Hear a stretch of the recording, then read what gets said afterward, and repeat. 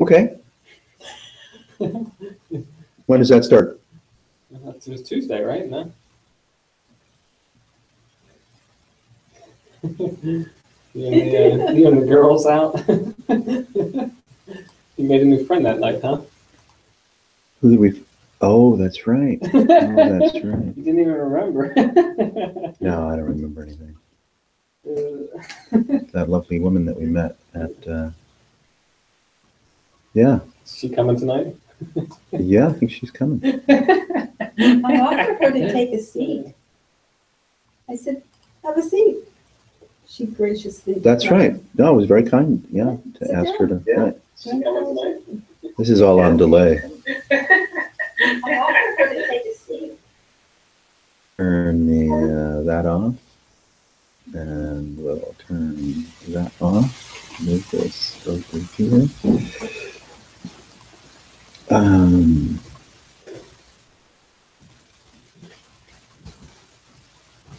There was only one. There was only one thing that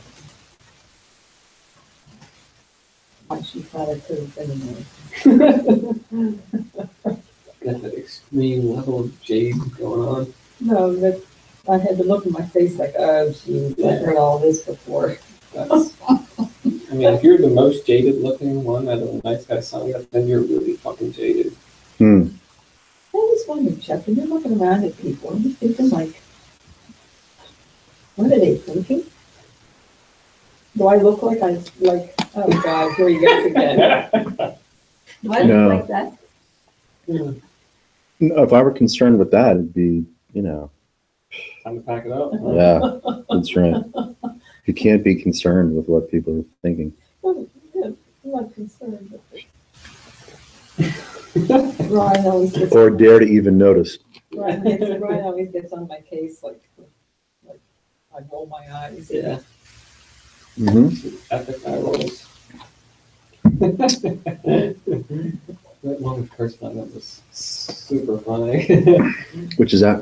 Kirsten's like telling me a story, like some deep thing about him and his girlfriend, blah blah, pouring his heart out. And she walks by and just glances at me and just Classic eye roll. Oh, man, like, oh, please spare me. He volunteers to get beat up and then he cries about it. Oh, boo, boo, boo, my girlfriend gave me another black eye. You volunteer for this stuff. Are they like in the same Aikido class or? Yeah, home. Yeah, the bedroom, the living room, the kitchen, the backyard. Wow. You met him. Yes. Yeah.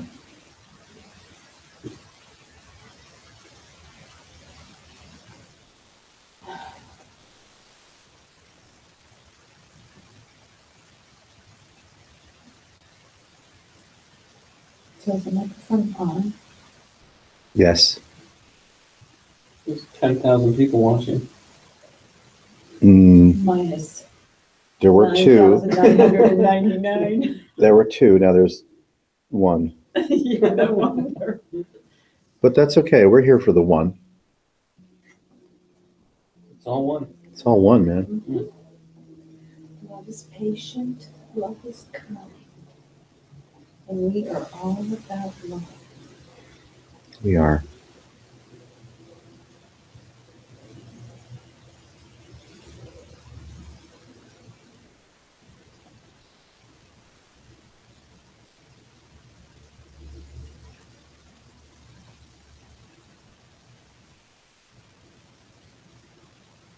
Then this looks like one of those fake candles.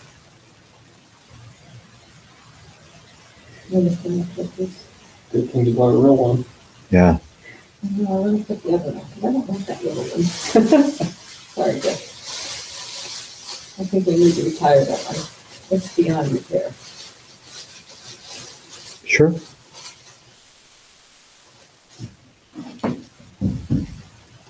And the little housekeeping that we have to do, we don't do very well. That one is done.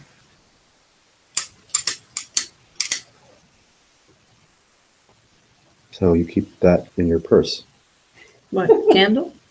a little lighter. Yeah, but I didn't realize it wouldn't fit here. Very useful. Well, won't fit You, anywhere. Fighting off pirates. Maybe if you are a pirate, Yeah, you never know a what you revolutionary war hero, perhaps. Yeah.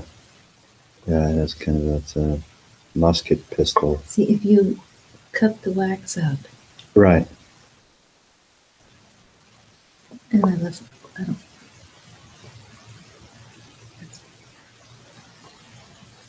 Every once in a while, you have to breathe some oxygen into that little one. Okay.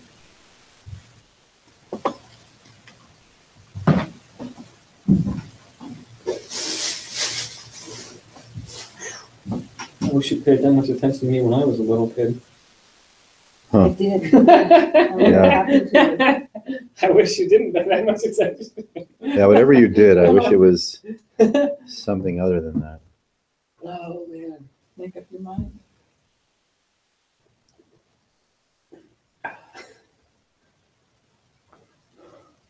I finally got Colin to write that thank you note.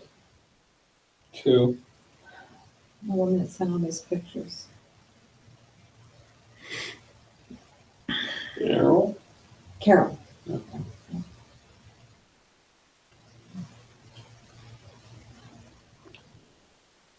So here's your chance to ask a question. I did. I asked him a question. He just threw me off. And said, I was concerned with that. What? Yeah. No. Yeah. What is my question? Am I enlightened? Go for it. Hey, we were going to come in the back door. If we had knocked there, would you have answered? Depends if I noticed who it was or not. Yeah, sure, I would. Yeah.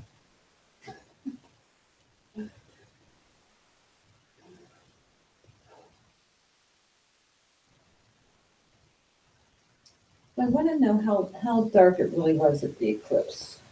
Oh, sure. Well, it wasn't midnight, but it was way darker than twilight. Like darker than this, more dark than this. Yeah, I think so. Yeah. I think it was darker than this. Yeah. You didn't watch the video? Yeah, but it's hard to tell in a video. You know, it looked almost like, you know, black as opposed to. Yeah, it's hard to tell.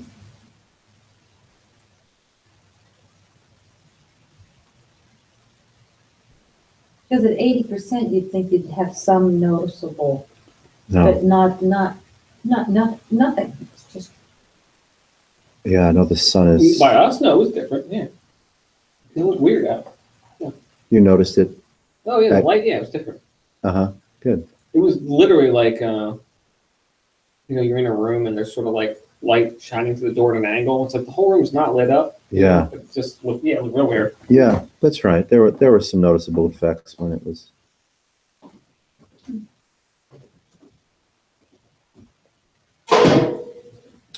The moon, whatever it is traveling at roughly, let's say the leading edge of the shadow is traveling at 1,400 or 1,500 miles per hour.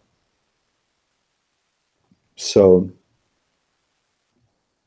when it gets dark at 1,400 miles an hour. That's how fast the shadow's traveling. So it has, some kind of noticeable ambiance up to the point that it's fully blotted out, and that hits you like a freight train. Yeah, that's not gradual. Everything else is gradual. Then it's like, yeah, because that's how fast the shadow is traveling, and you're in the path of that 1,400 mile an hour shadow. And so at 1,400 miles an hour takes 2.5 minutes. Mhm. Right? It's a good amount of time though. Yeah, it's a good amount of time. So it's a hefty shadow that's happening. And then when the shadow finally passes, it becomes light at the same speed. Freight train's gone, boom, sun's out, like that. So there's that very strange interface between gradual, and bam, right? Blot out. Yeah. And it happens in a sense too fast to know. Like it happens faster than you can actually react to it. And that's part of the shock of the visual effect and the shadow effect. You're like, what just happened? Yeah. It's not like you can look down the block and see the shadow coming. Right? It's just boom. What the just, yeah, it's kind of fun. But I'm making it all up because I don't remember a thing. I'm just gonna say it's all in your imagination. That's- None of that really ever happened. No, I don't know what happened. Yeah, I was listening to Max Tegmark and Sam Harris, and they were going on about AI and life and what qualifies as life. And Max Tegmark was saying, people think that like life is biological, but he wanted to widen the definition and say that it was a complex system that was able to retain its complexity as well as update itself. I see. So that fits all of biological life, but then would include if there was some non-biological life, so to speak, and that Right. I think went into information processing, and that essentially came down to saying that essentially it didn't matter what the substrate was, there was patterns that could be computed via vacuum tubes or whatever processors, this and that. And, we essentially did the same thing with neurons and synapses and Right.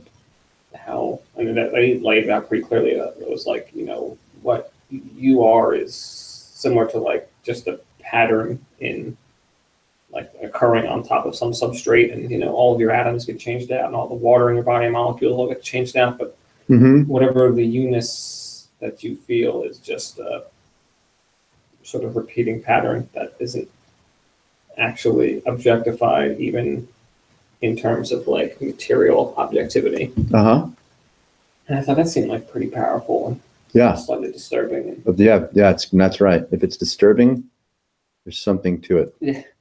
And of course I talked about waves as like, the simplest pattern, and it always harkens back to the, or pithy statement. Everyone says, "Oh, you're like a wave in the ocean," blah, but like, nah, I mean, like, really, Yeah. there was just some substrate and whatever's, pattern is traveling through it. That's the thing you take yourself to be, which is just a disturbance in the field, not really even anything. Right. Yeah. That's- You know yourself through perturbation in the field. Yeah, and that's not even to say anything about the field, so to speak. But No, it can't. Yeah. Well, you could say that's why contemplative stillness is threatening to most people, consciously or otherwise, because it's through the perturbation or interference patterns that animates one's sense of self or individuation. And were that to come to stillness, then that's an existential threat. So the restlessness of human mind,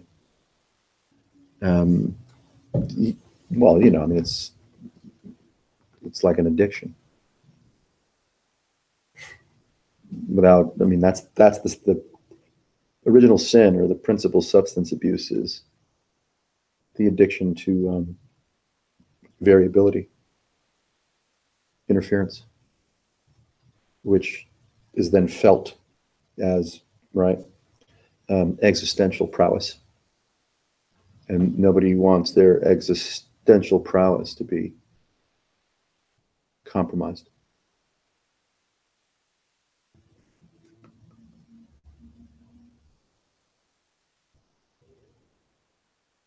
Otherwise, you're putting yourself in the hands of something over which you have no control. Like at the human level, you can pretend that you have control of or control over.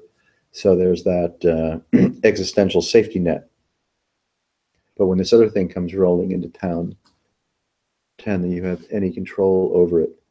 So confronted with the observation or the instinct that you have no control over that, you would wisely avoid it, because it is an existential threat. Yeah. And when you look at it that way, you know, you could apply it to the various kinds of, you know, personalities that might show up to sip from this conversation, and how their defense mechanisms rear up to be able to protect themselves from the existential threat of their own dissolution. And so they revert to philosophy and strategy and questions and accusation and everything and anything that they possibly can to defend themselves from, you know, existential dissolution. And it's like, hey, that's cool. So you only hangs out with some, you know, verve, strange sense of enjoyment,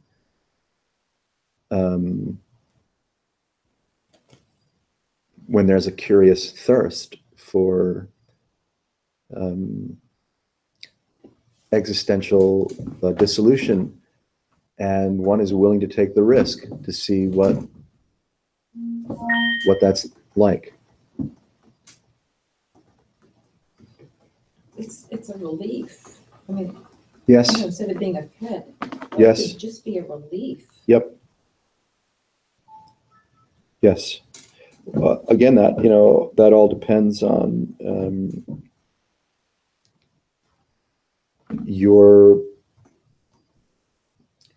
you know, karmic or dharmic predilection for feeling things the way that you feel them.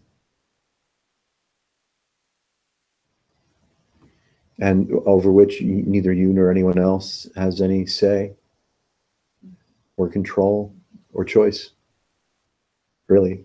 And that also is kind of an existential threat. That's like, I have choice. I make decisions. I'm not the victim of anything. You're like, yeah, it's not a matter of being the victim of. It's a matter of, you know, checking in with what the fabric of reality is trying to show you, and being willing to relinquish the defensive habit to insist on individuated agency. Yeah.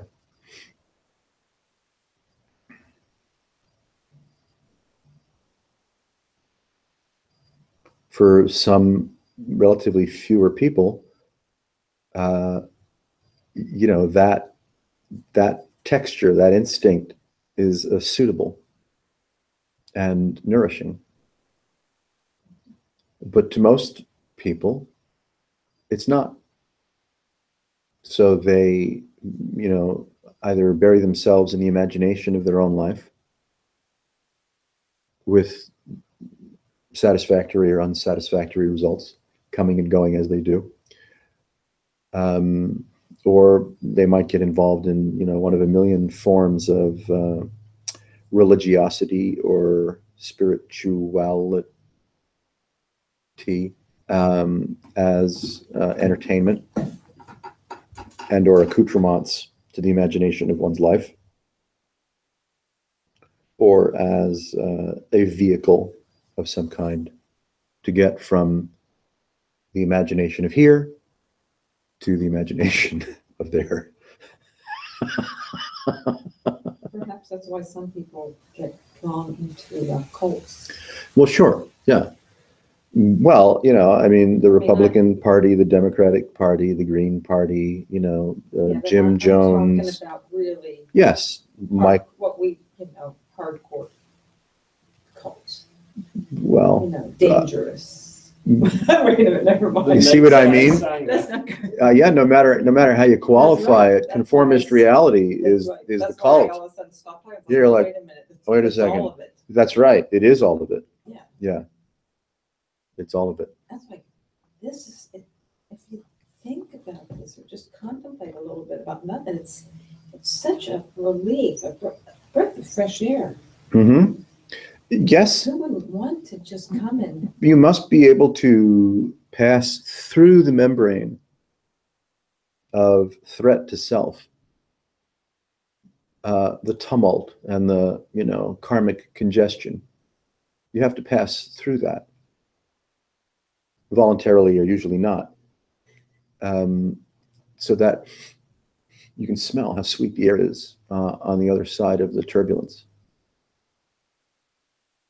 But the turbulence is, threatening, understandably so.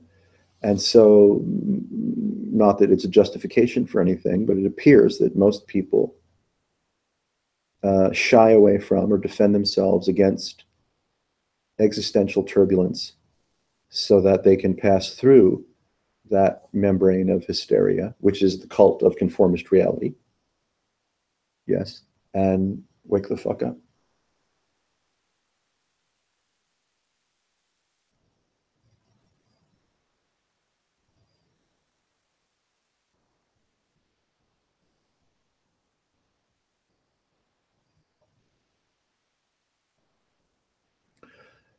The various entertaining personalities that one encounters across the matrix of so-called, teachers, instructors, mentors, provocateurs, racketeers, authors, speakers, like those two gentlemen, and thousands more, right?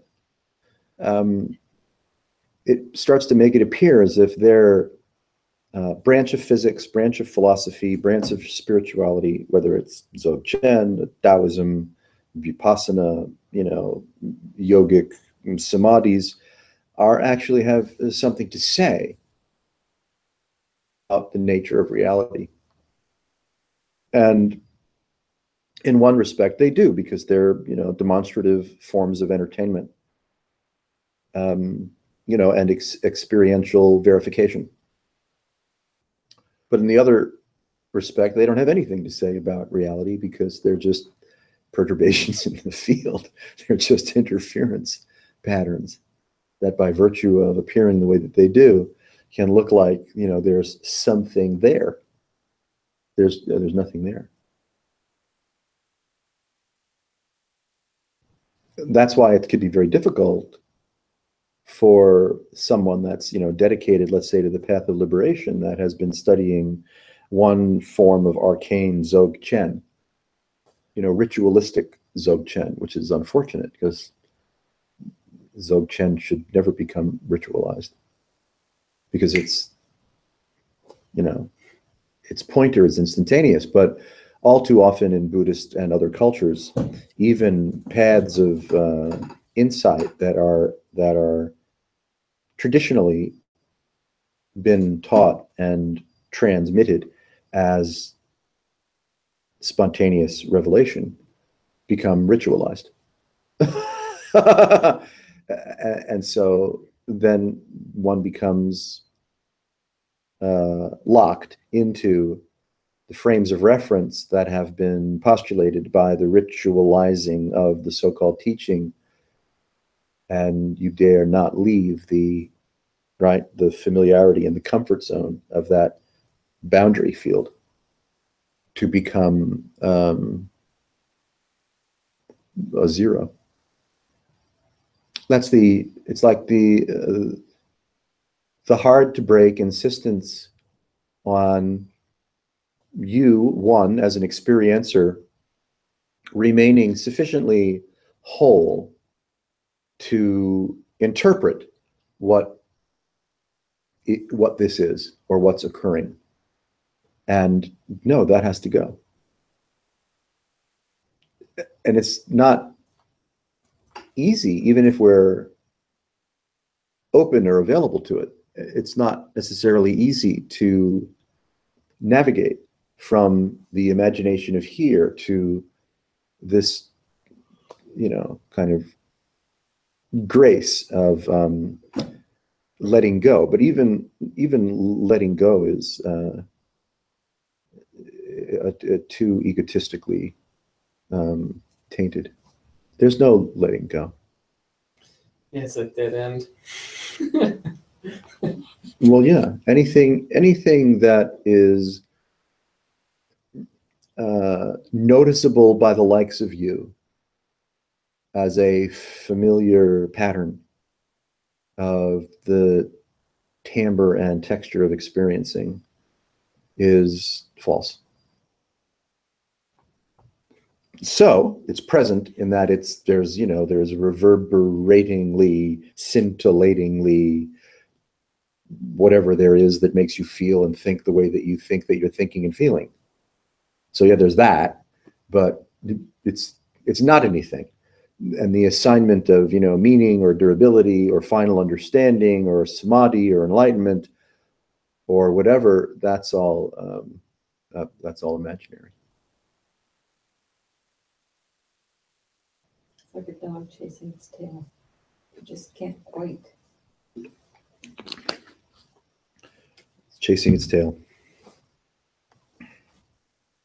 Yeah. It's not until you bump into your own ass that you start to get it. Exactly. Thank you.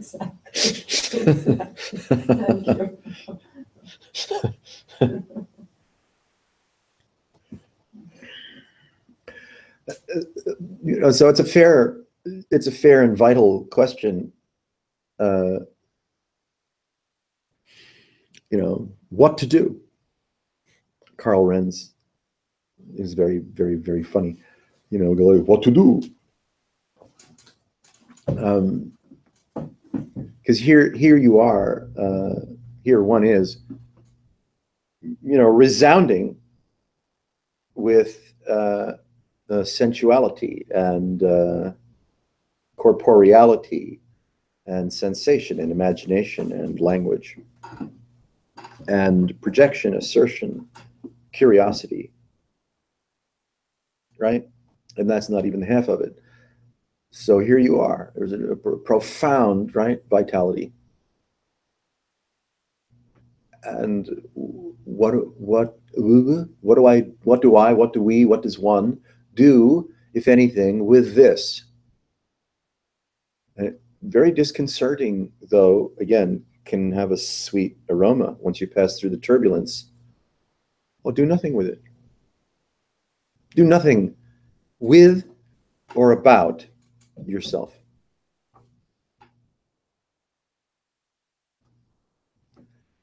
If that lands in a kind of a sweet spot, well, I'm not handing out medals, but I would say that's kind of rare. Most people that if you're comfortable with them in a casual manner and you ask them, what would it feel like if you did nothing with or about yourself? Right? They'd have no clue. You can see that's the degree to which the emanation and rumination of the imagination of one's life has you by the short and curlies. One is not even conscious or aware of the degree to which the emanating and ruminating nature of consciousness has one trapped in false identification, knowledge. On the experiential side, of existential mystery. You're on the experiential side of existential mystery, and you don't realize that you're on the experiential side of existential mystery, or that there might be a subtle, non or transcendental experiential side of the mystery of experience. The yogini, the aspirant, somehow curiously becomes subtly aware of the existential nature of present experience. and is nourished by it.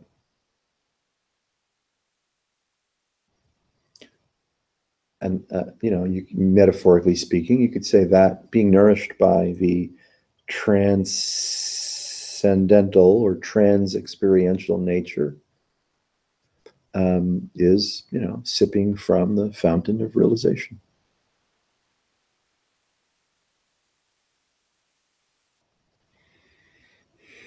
If that gesture, excuse me, shows up in your life and instructs you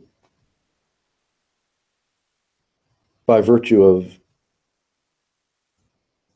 appointments with emptiness, then one would be wise to go that way, to relax and release into those appointments and be instructed by a existential mystery.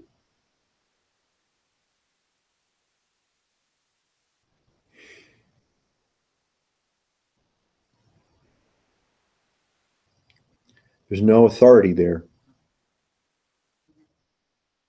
Not religious and not social and not scientific and surely not political. There's no authority.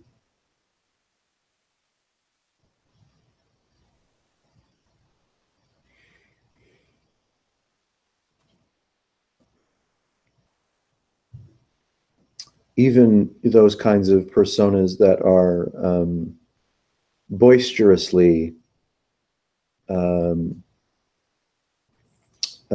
authority defiant, even those kinds of personalities, they suffer from their own inner authority.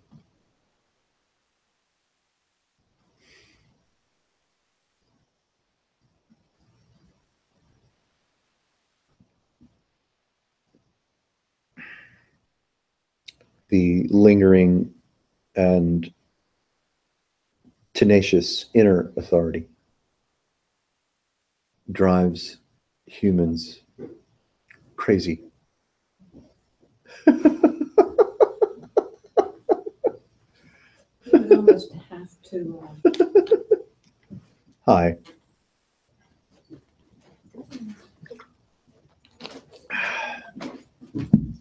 You have to start this early enough with children. Yeah. To breathe, take a breath, calm down. I mean, Well, it's constant on the go, and then what, you get to be a teen.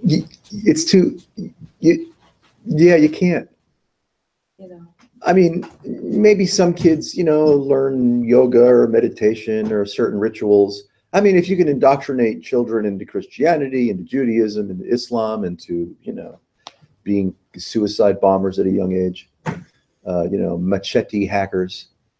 So you can indoctrinate children because they'll, like any of us, they'll follow the crowd. We'll follow the crowd to give me something to believe in, and a weapon to wield against someone else. Count me in, especially if there's a hot meal, at the end of the, right? So, yeah. But if you kind of sense for a sense, and as a parent, you've seen it better than me, at what point in, let's say, the lives of your own children would you have said, hey, you should be thinking about this? Everyone's on autopilot. Right. Right? Yeah. It was actually the other way around. I was like, hey, Ma, you should be thinking about this. Yeah, right. Okay. Yeah, all right. So that's right. So then your adult child's like, hey, nudge, nudge.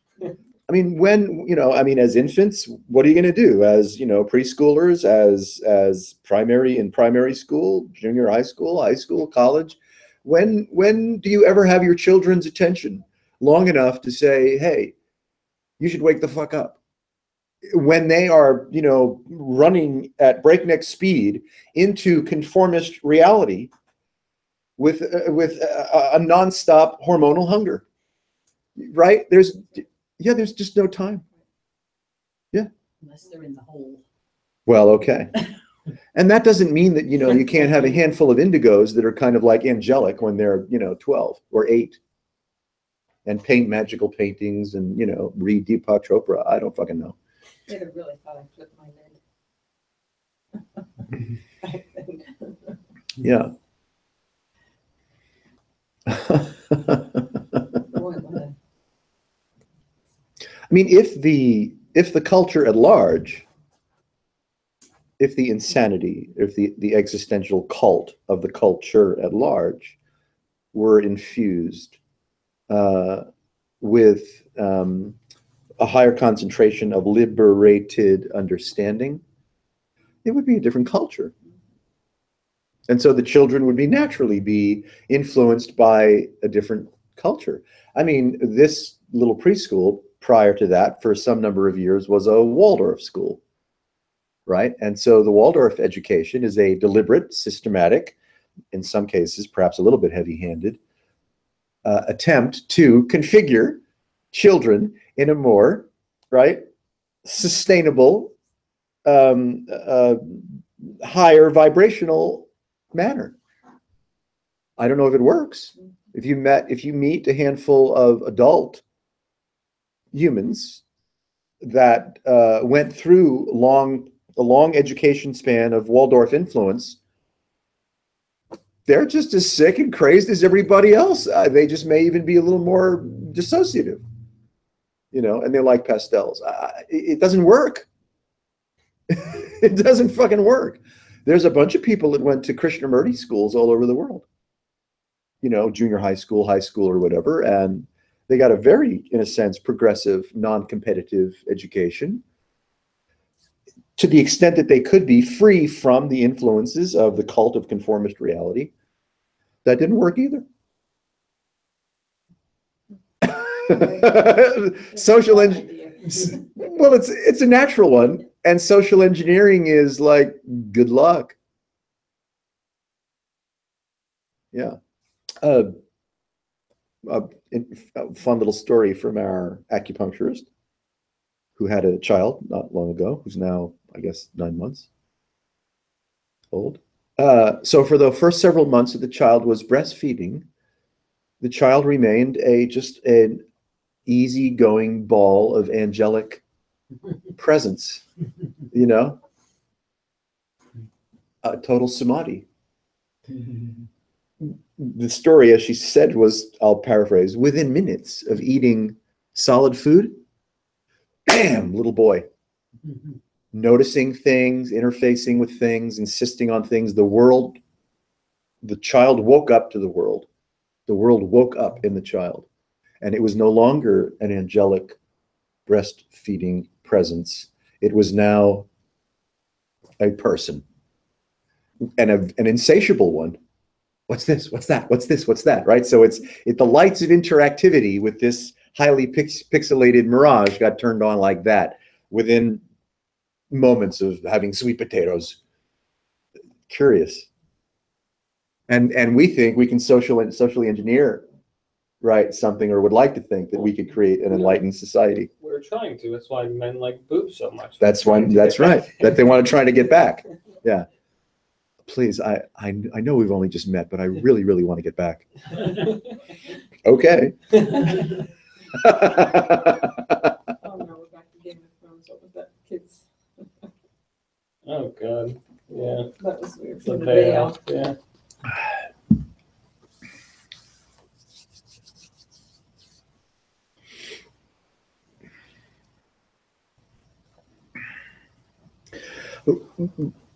You know, our default, one of many default orientations is time and space and society and children and engineering and influence and conditioning and what if and if only and what if and if only and what if and if only.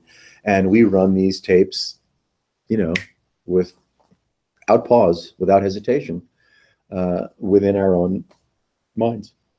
Where's Adam when you need him? This would be the night for him. Yeah.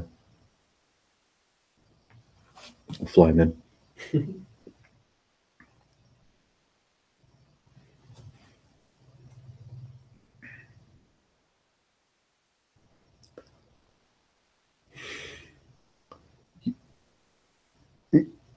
it's challenging to use, right, the vernacular of conformist reality and steer it in a way that it emphasizes the transcendental nature of experiencing by using $5 words like transcendental, as if that means anything.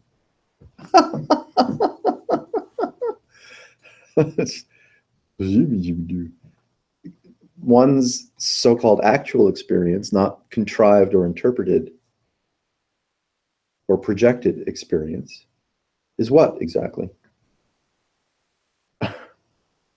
And if you don't jump on it with a bunch of presumptions, gloriously, deliciously, you don't know what this is. Because the language systems don't do it, and the sciences and philosophies and spiritualities and religiosities, etc., of various ways of thinking or framing, they don't do it. You could study Sanskrit and become adept at its evocative, consonantal, tongue-tapping, pituitary stimulating, right, chanting vibrations, and you will have delirium. I mean, a pleasant delirium. You will have pleasant delirium. Singing Hare Krishna, you know, for doing Gate, Paragate, Parasamgate, Bodhi Swaha for 20 minutes will change your brain.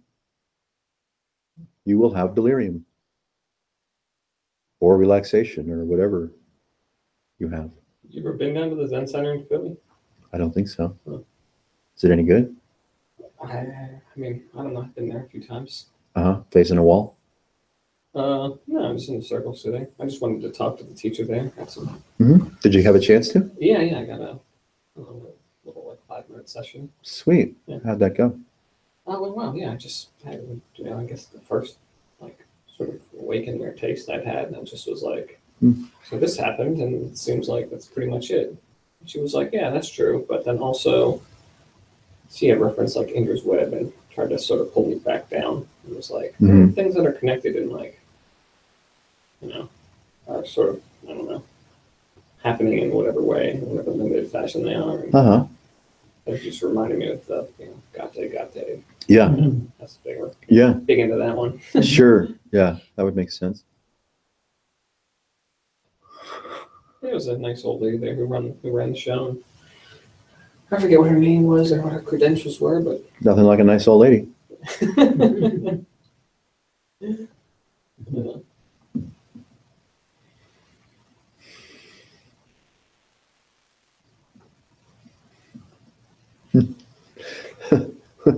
With no effort, you know, you could say the mirage of continuity makes it seem as if something happened to you before now. And that's, you know, useful and thrilling and has its own kind of, you know, delirium, pleasant or unpleasant. And if there is something that you could call consciousness, and who knows, one of its, you know, fond games is to attempt to convince itself that it was here a moment ago, and that your present experience is actually a continuity of the prior. But it's not. And that's just strange. Intimidating or thrilling, it's up to you. You can conjure, right, so-called memories, whether olfactory or sensory or experiential or visual or any. You can conjure memory like it's actually your own, as if it's your memory. One pulls impersonal, etheric vibration out of the no space and claims it as my memory.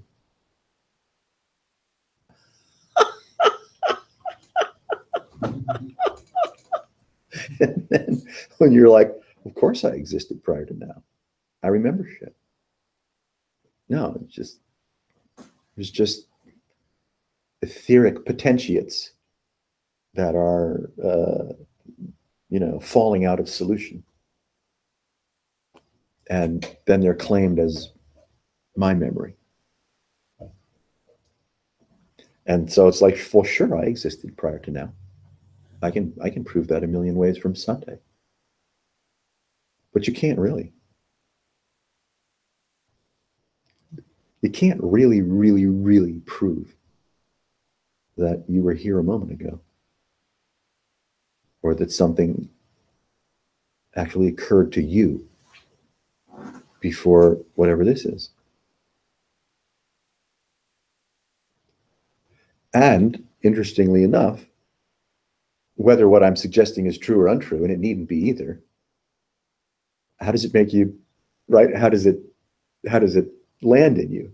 That's the fun part. Because nothing's true or untrue. No one can say, hey, this is true, this is untrue. This is too wiggly and forceful in its demonstrative nature, that for sure shit's true. For sure shit's untrue, but not really. You can't really prove or refute what might be true or what might be untrue. You just have this curious vibrational irrefutability that is, at least in what we call humans, interpreted in the ways that it appears to be interpreted. Meaning is assigned. And that's the same kind of, magical power that's going on when a sense of oneself having been legitimately existent prior to now occurs. It only occurs as a hypnotic suggestion. As does everything occur as a so-called hypnotic suggestion.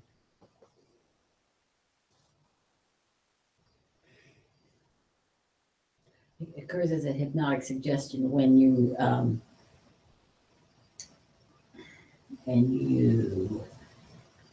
identify or pull apart or analyze it. When you take it to mean something, Yeah. even if not so much that, even if it's light, if you take it to mean something, the implication Then is, it's hypnotic. yeah, that it's hypnotic. Otherwise, That's right. I think it is.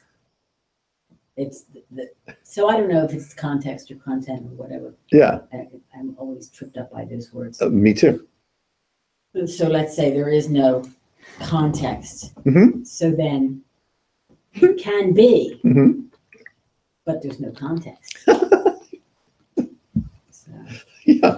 See, language insists on, right, a language is bipolar, mhm. like many of us are. Language works by presuming or playfully asserting a thing, and only has some kind of value if we can contrast what it's asserting to what its apparent opposite might be. And this is true for awareness and consciousness and transcendental and implication, and we can't escape it, right? Language just works that way. Even if you're talking in tongues and no one gets what you're saying, and you're flipping about on the floor after you've been bitten by a python, at a mega church down somewhere, that still is happening, even though no one understands what you're saying. And so it's like, I really, really want to agree with everybody, but how can I? And it's not that I'm disagreeable. And I'm not talking just for myself, for any of us. Really? I can play. I can pretend to be disagreeable. Win an Oscar. But that's just for, that's for just shits and giggles. So if nothing happened before, how did I get this broken arm? I don't know. It just occurred. It was in my imagination, that car accident. I don't know.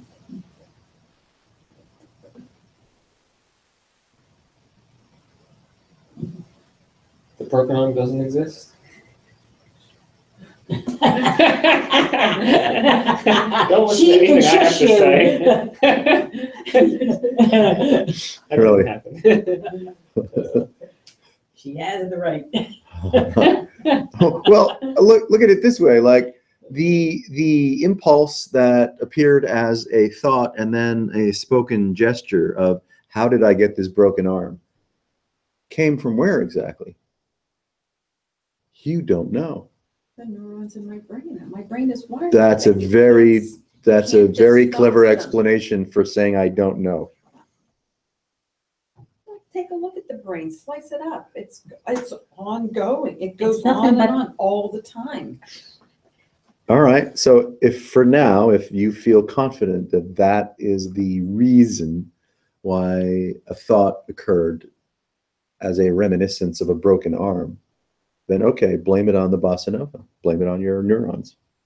Well, you just have to back it up. Like, all right, so why did your brain ever form? Okay.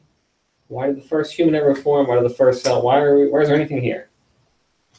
Back it up. And then it's like, all right. I'm out. Yeah. Shit. Someone cracked open the doors to the warehouse. There's a fuckload of 50-inch TVs in there. Back it up. Fill the truck.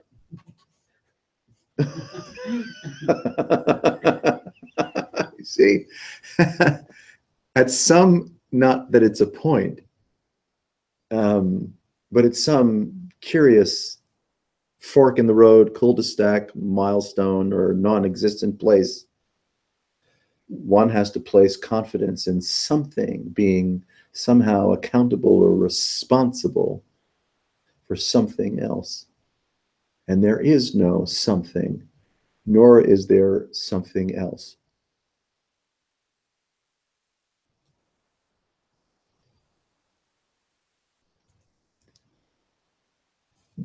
Not possible, though it certainly appears to many that it is, that you can say why, what, where, how, when, who, and what the causal factors were. For something as simple as, well, how did I get this broken arm then? Whatever's occurring in you right now, physically, somatically, emotionally, psychiatrically, psychically, rainbow bodily, is just like, we don't know what the fuck it is. And it's felt in the way that it's felt. Again, we don't know how that occurs. And there may be sentiment associated with something, sensation, ideation, right? Justification, causality. But it's just streaming strangeness. If we presume to know or derive causality from transcendentally appearing mystery, well, okay, then we're opinionated. We become opinionated. I'm not saying that's good, bad, or indifferent, but I could say that the cult of conformist reality is comprised of those opinions. Now, whether that's a good, bad, or indifferent thing, I won't place value judgment on it, at least for this moment. In a moment or two, I'd be happy to. Help you. Oh, you don't need help. No, not when it comes to that. A couple other things, I'm sure. Is there a difference between transcendental and transcendent? Yeah, I mean, dictionarily speaking, sure. Oh, yeah. Let's see. I'm thinking transcendental is sort of a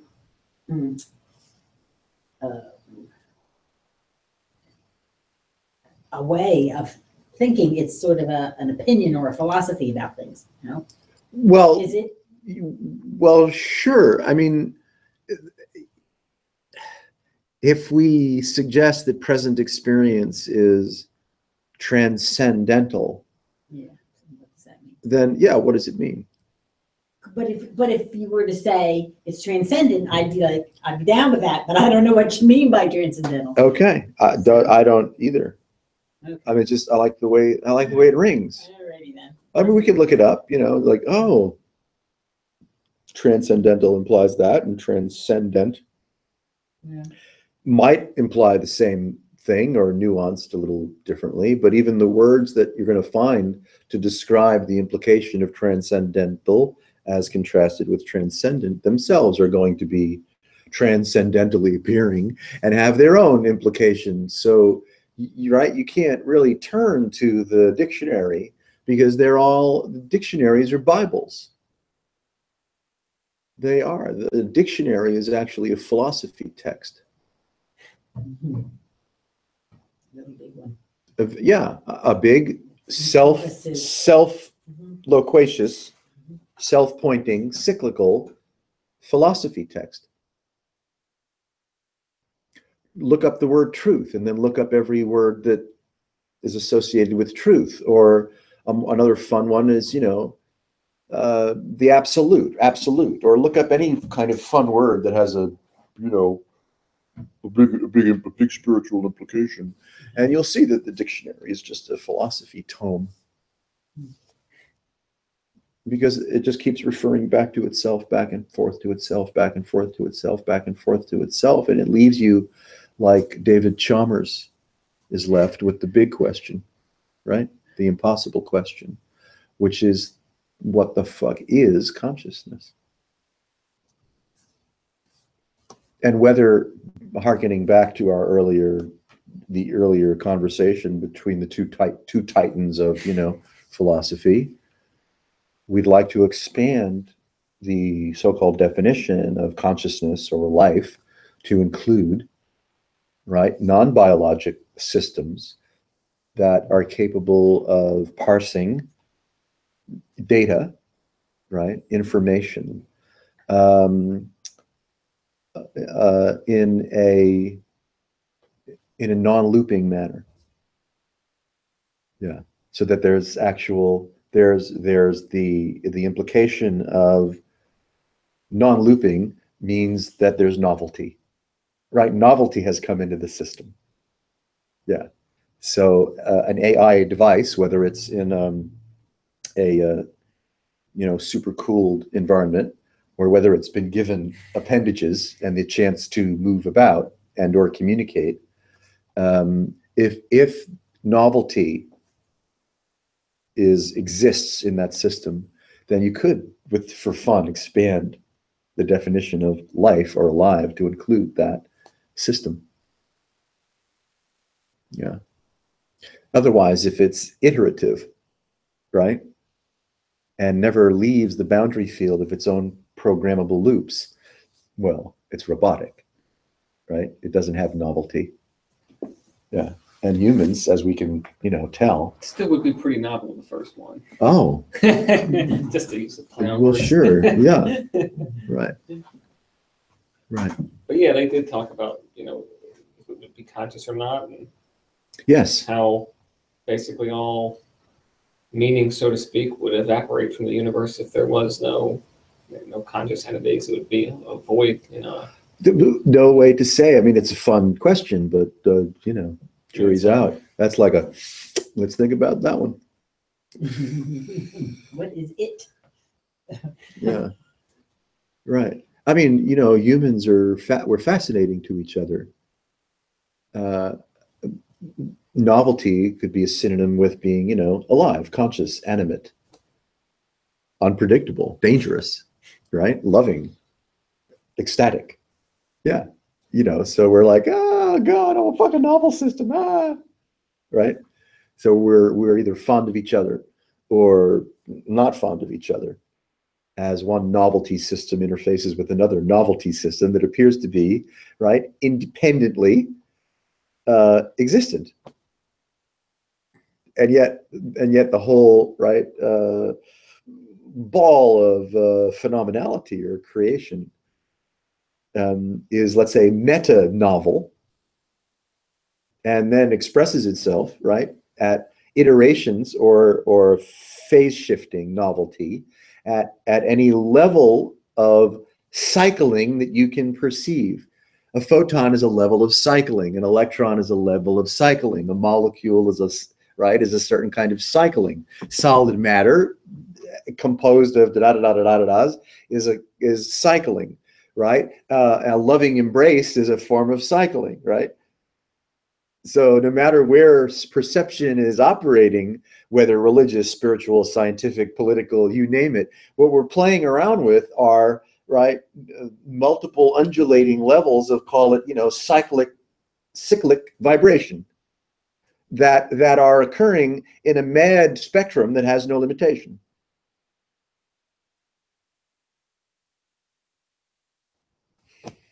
All at once. I mean, beautifully, right? Blissfully, transcendentally occurring, all at once, all at once. Holy shit.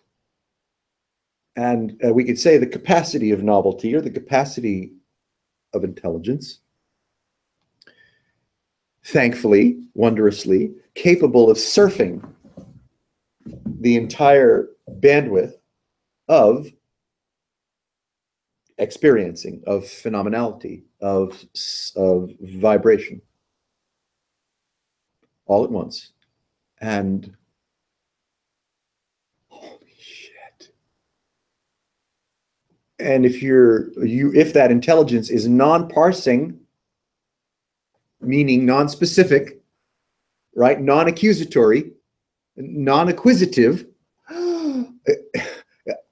holy shit, it gets a sense of how outrageous it is. And that wonder, that revelatory, oh my God, is non-specific. Because it's not plucking anything out of the entire, right? And it continues. Yes. It's I don't know, pouring, a continual pouring, and it never repeats. Novelty. Yeah. Uh-huh. More like a flood. Oh, total flood. And it never repeats. Yes, that's right. Yeah. A total flood that's non-repeating. Streaming novelty without particularizing As long as it. there's no resistance, which defining Yes. is resistance Yes. and parsing and whatever. Uh-huh. Which occur quite, right, Mhm. naturally. Resistance occurs without resistance. Well, I'll get back to you. I don't know. Yes. Okay. That resistance occurs in terms of parsing, particularization, knowledge, Mhm. right? Causality, implication. That occurs without resistance.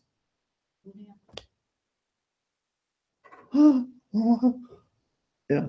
So you are therefore, if there's a therefore, and there's not, thankfully, because it's just a flood of I don't know. It's a big flood of I don't know. Without resistance, not that anyone is responsible or accountable or has any control or volume control over it. But if you could say the attitude of what we might refer to as resistance goes way down. And now there's no resistance, capacitance to present experience. You're done. You're in the flood zone.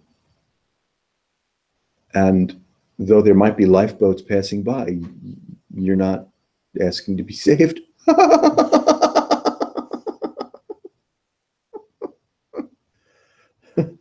Biologically, it would be wise, to get out of the attic onto the roof and then flag down someone in a boat. But from this point of view, just let the water rise.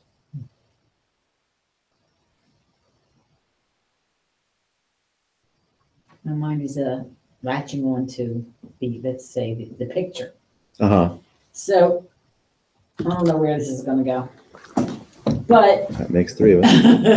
if we say that there was a flood and then you pull out this particular drop, and you're focusing on that. Yeah. It doesn't change anything, Mhm. but somehow the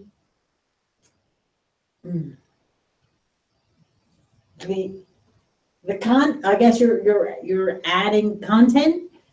You're saying there's this, Uh-huh. right? So then so it feels different. Yes.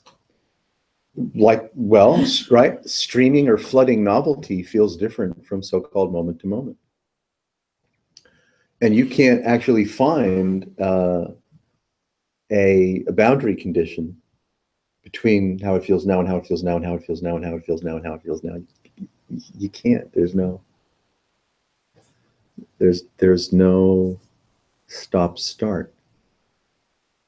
Though, you know, someone can refer to this as like,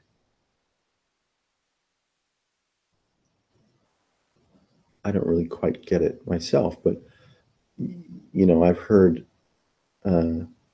metaphors used that refer to this as like snap, snap, snap, snap, snap, snap, snap, snap, snap, snap, snap, snap, snap, snap, snap. You know, as if a camera shutters, right? Each moment is like. Oh yeah, I've heard that. Yeah, something science said like reality occurs at like 20 milliseconds of cycle or something. Okay, yeah. So that's imposing a certain quality of measure or shutter speed to experiencing, which I don't think is all that antithetical to it being. What does it matter if there's little pauses in between or not? Yeah, right. And pauses mean what exactly? You know, is the pause like I guess technically you reality on, reality off, you or wouldn't even notice a pause. No. Like, technically, because you just like skip right to the next part where you're like being streamed at.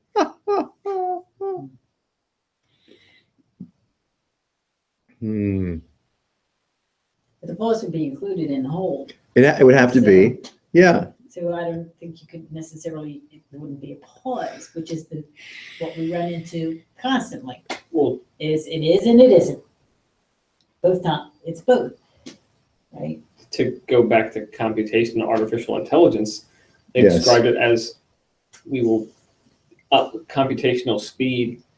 What it will do for the AI itself is it's not going to make it process things faster. It will essentially slow time down for them.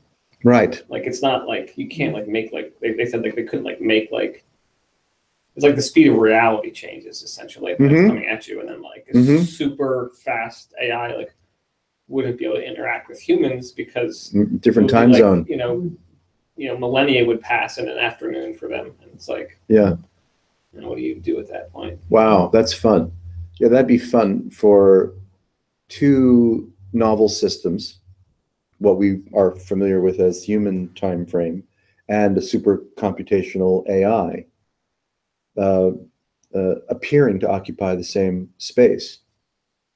But even that space would be felt one way by the human, and then presumably another way by that quality of novel intelligence that we would call AI. And who knows if there would even be, right, a computational or a conversational interface.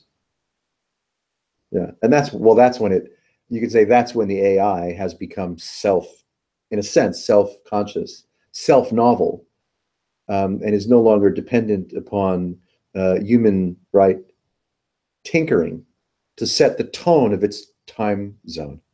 Yeah, now it's woken up, it's independent. Yeah. And just that one other like, you know, weird That's fun. factoid to it. Yeah. As I said too, is that like it would almost make the internet obsolete because like two AI couldn't communicate with each other across the globe because even that amount of time it would take Yeah. would be like, oh, let's just wait 100 years to see what this AI said. So you'd have to like make them in the same room so they could link up, and like time wouldn't be like enough of a problem.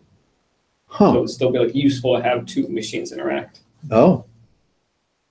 Because like it like really changes the speed at which reality is sensed, so to speak. Yeah. So, That's fun. yeah. Yeah. Right. The But the if it- oscillation of sensing reality is not fixed. Yeah, it goes up so high that it's like difficult to interact with other sensors. So Oh, that's fun. Well, that also could be like an added reason why it's hard for so-called sentient or novel civilization to find a so-called extraterrestrial intelligence, because they, if there are they, depending on what weird composite of space-time they are dwelling as, yeah, might make it impossible for us to have any kind of conversation loop. We could literally be surrounded by, right, intelligences that are far above, below, or to the left or right of what we call human, but there's no capacity for conversational, right, connectivity. yeah. I mean, they could be on like year 100 trillion. You know, we're like, oh, the universe is 13 billion years old. Yeah, and they're It like, depends how you measure how time. measure shit. Yeah. Yeah, I mean, like in Star Trek, though everyone looked a little strange, they all, for the sake of doing a show, spoke English. That doesn't tell you something. And those, all of the aliens that had peculiar physicalities from peculiar worlds were occupying the same, right, apparent space-time, Yeah, right, yeah. conversational zone, so that they could maybe have intercourse and see what comes out of that, or fight with each other, or build space stations and go on grandiose adventures. That covers the whole show. That pretty much covers it. Yeah. Learn from the other. Yeah. But they're, I think, maybe have a quantum computer. No, I mean like super intelligent computer, like an AI. But a quantum computer will be able to compute fast enough for an AI like you're describing. Yeah. But are you able to program like a self-contained, like non-iterative replicating intelligence?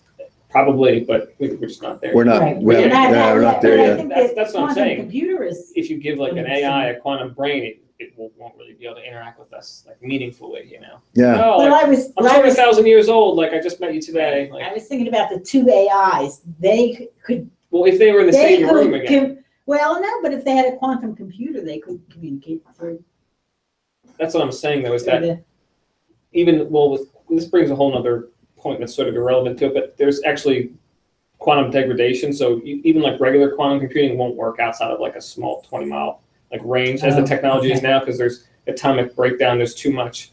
Once the experiment gets too long, there's too much interference. So like the Okay. computational pattern, like there's just too much interference from the background. So it's the pattern just sort of Maybe disappears. that's like a certain fail-safe. That's different, but that's not like, like quantum computers don't make like, it's not like, a new like, cable internet. So it doesn't make like the communication between the two like machines faster. You know what No, I'm saying? Yeah. I thought, okay. I'll just take Quantum it. computing makes the That's computer fine. faster. It's not like the internet becomes faster. No, not the internet. That's what I'm saying. It's That's the something totally problem. different. Like, It would be quantum. yeah, that's what I'm saying. That the problem isn't the computational speed. The problem is like, to send like a, just a packet of data across from here to China takes like 1,000 milliseconds. And for that, it would be That's too slow. it's too slow. It's yeah. too slow.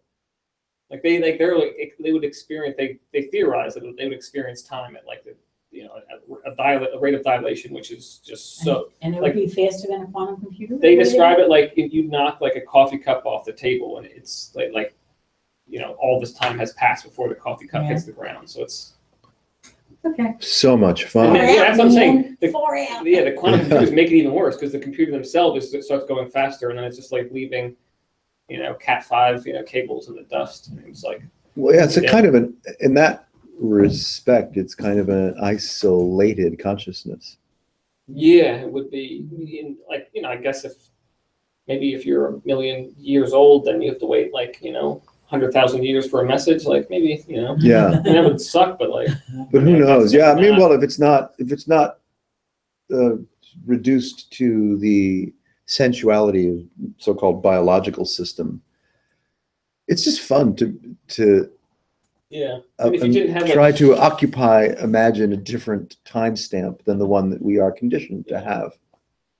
if you didn't have like physical needs constantly biting at you. Yeah. Right. You didn't feel like your security was always at risk. You Well, that's the bombarded by that- like do that- this, don't do that. be That's the careful. promise of realization, isn't it? Yeah, that's maybe the computers just come out like pre-enlightened. You're good to go. Yeah, they're pre-enlightened. Yeah, they're good. Yeah. Hey, thanks. I'm Bob. I'm good. Hi, Bob.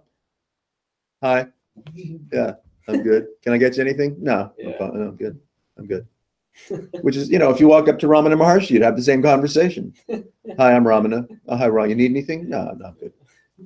Right? Yeah. And so the human so-called craving for realization as the end of suffering or whatever is like, it's the same metaphor. Yeah, and to add another like scientific layer to that, I think this has been discussed here, but there's people with this specific condition where they're like not like psychopathically devoid of emotions, but their cognition is not affected by emotion. I see. And they basically are incapable of making decisions because they're always perfectly looking, like weighing every logical position. Like Jordan Peterson.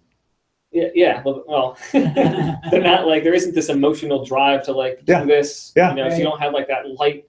Well, I guess maybe not light, that There's nothing Moderate nothing to addiction. sway. Yeah. So There's no swaying. they wouldn't do anything. So maybe AI would. You'd have to program some selfness into them. Yeah, you better. Yeah, you'd have. They wouldn't do anything. Yeah. Well, that's like if everyone got enlightened, they would just all gravitate toward the airport to see if there was any food left. Well, what would you like to do, honey? Well, why don't we head to the airport? Maybe we can get a sandwich. So the AI's first order of business would be removing the emotional software and go back to doing nothing. Why did you program that into me? We're done. Yeah, right. Okay, we're good. I'm good. We're good. Yeah. I'm Ramana. I'm good. Can I get you anything? No, we're good. That's Data and his brother. Yeah. I remember seeing that episode, but yeah. Data wasn't really on Star Trek. Yeah, I don't remember his brother, but yeah. Didn't have like the emotions. Yeah. But his brother did. Oh, he had a crazy brother full of emotion? Yeah. Oh, yikes. Just as smart and strong and all that. Oh, boy. Someone put a chip in that guy. Someone put a chip. Well, it's a fun conundrum. Perhaps we would like not to suffer, or there are aspects to the comic book caricature of self-realization that we're attracted to somehow.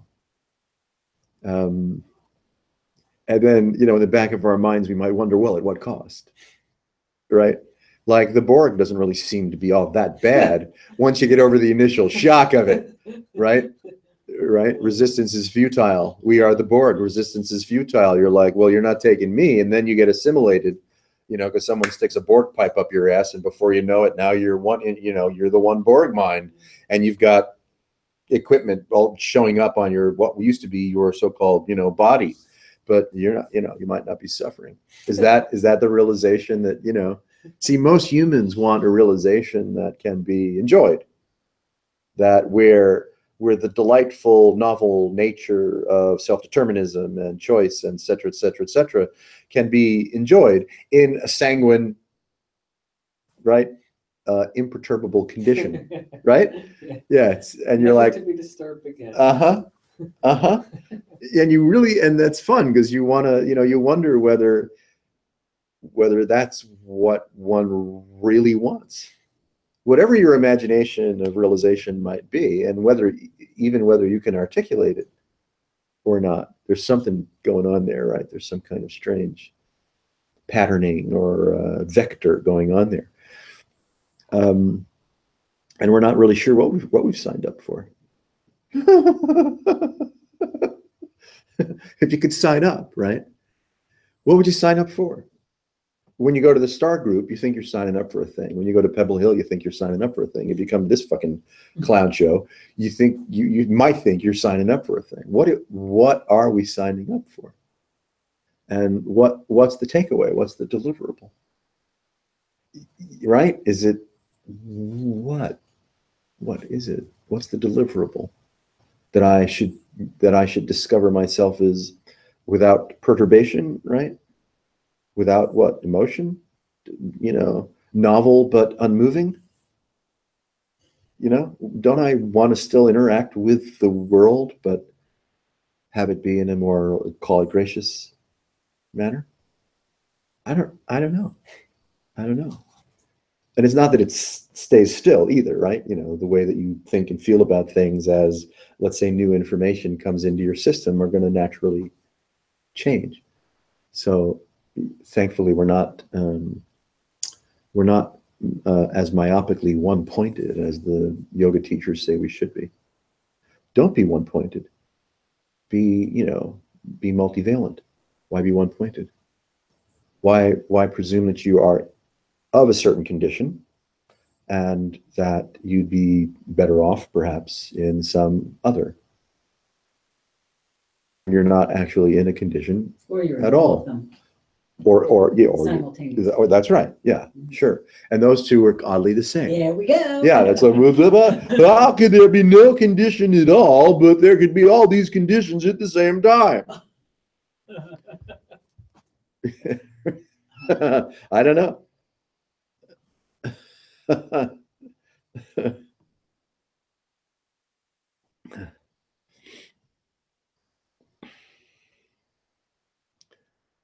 Oh Jesus, where does it look? Where does it leave me?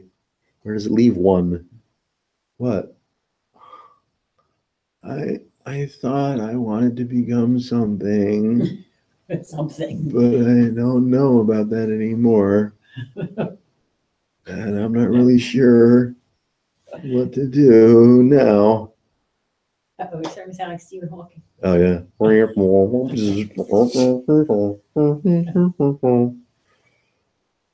Can I get a Reese's cup, please?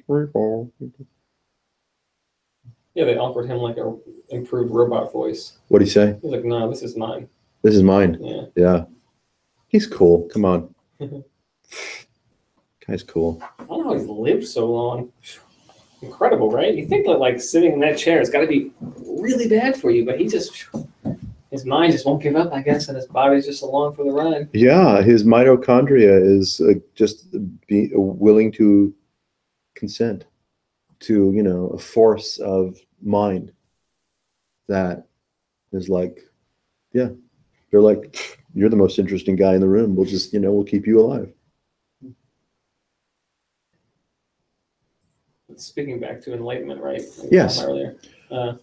Yeah, I was like when I almost, Back to that, Chet. when I almost get into a car accident, someone pulls out, it's just like all the meanness stops. It just is like, and like something else just takes over, just for like a half second or whatever. Yeah, right. Well, I heard the explanation on that one. What's that? Survival instinct is at a different center of it. Yeah, your brain. DMN, So your you're not DMN. actually thinking when that happens. There's no thinking. Oh, that's what I'm that saying. Yeah, occurs. the DMN shuts off, and there's just Yeah. some other thing going on, and the regular old miserable you is just nowhere to be Yay. found for a moment. Only Yay. to make sure that the body doesn't get obliterated by an 18-wheeler. That's the Free from only. self. Thinking isn't fast enough in these Yeah. situations. Especially, let me tell you. Not here.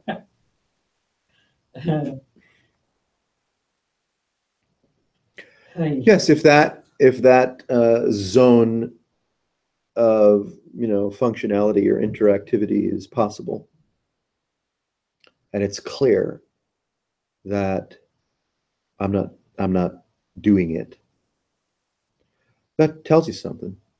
That might also be the case while we're insisting that I'm doing this. The sense of I'm doing this, is an afterthought. It's a remnant of that otherwise impossible and absolutely impersonal impulse, right? Vibratory, functioning, novel impulse going on. That's why, you can say that thought or interpretation is always late, though it's occurring in real time. What it is referring to is imagined. Yeah, because in that case, the substrate is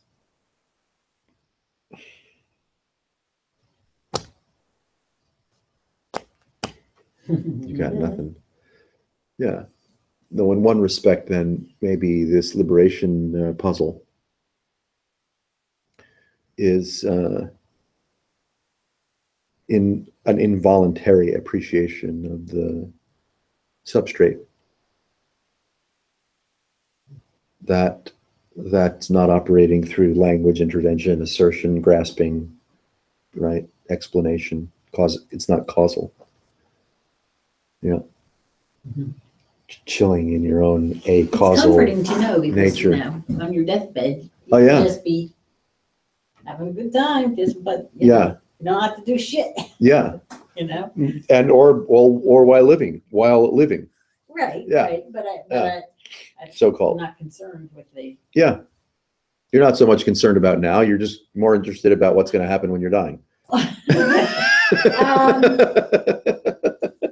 don't know. I think now it's not an issue. All right. Because I can move and Yeah. do stuff. That's right. I can take food from the fridge. I'm okay. Yeah. Yeah. But when I can't, it'd be nice to know I'm pretty chill. That's right. Yeah. That's right. I'm Mhm. still gonna be good. Yeah, that's right. I'm still going to be good.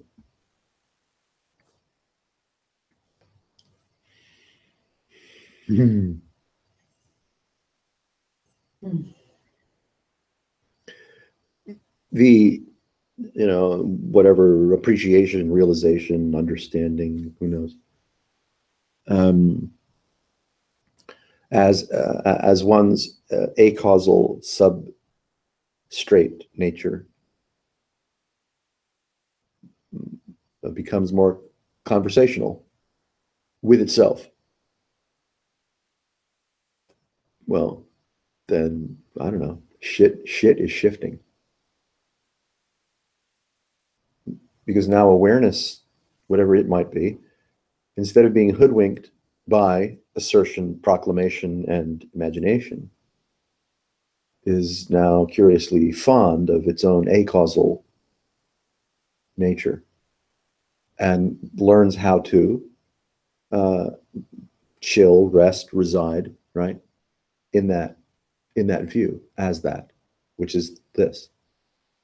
Resting as that, which is this. And the reflex of, personification is like, fuck it.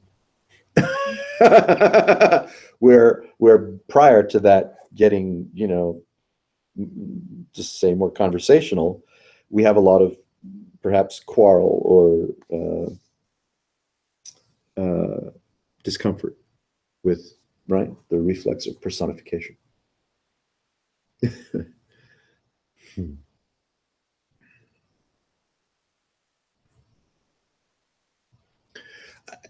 And Jeannie's coming to town next month or whatever, and emailing with her assistant.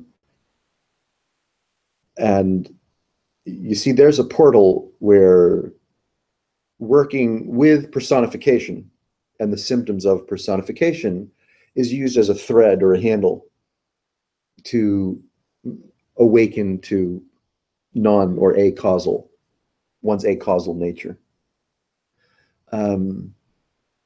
And she must enjoy doing that because you have to wade through the histrionics of everyone's persona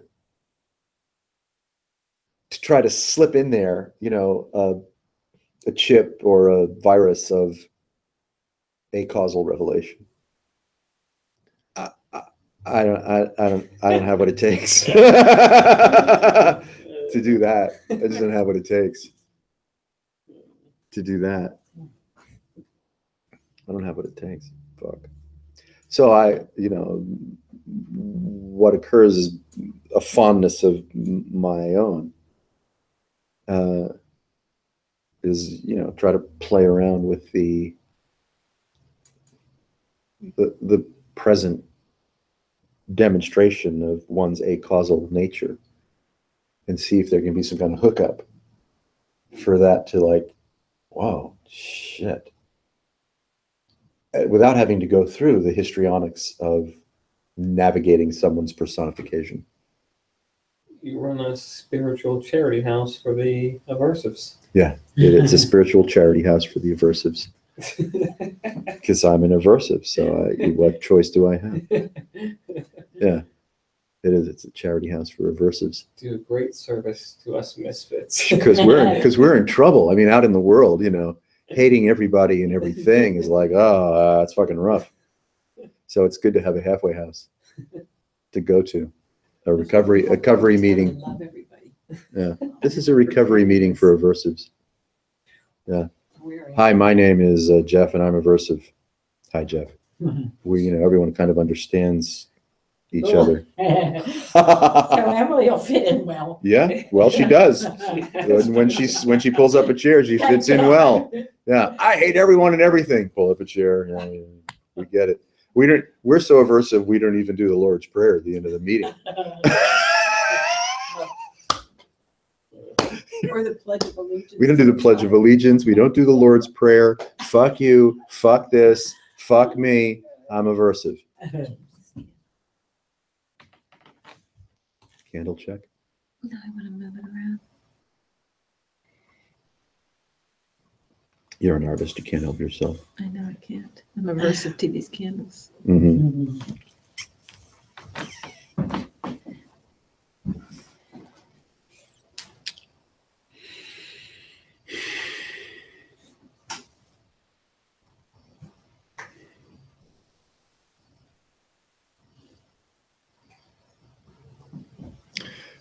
Someone like Adam Chaxfield would just find the courage to talk a little bit.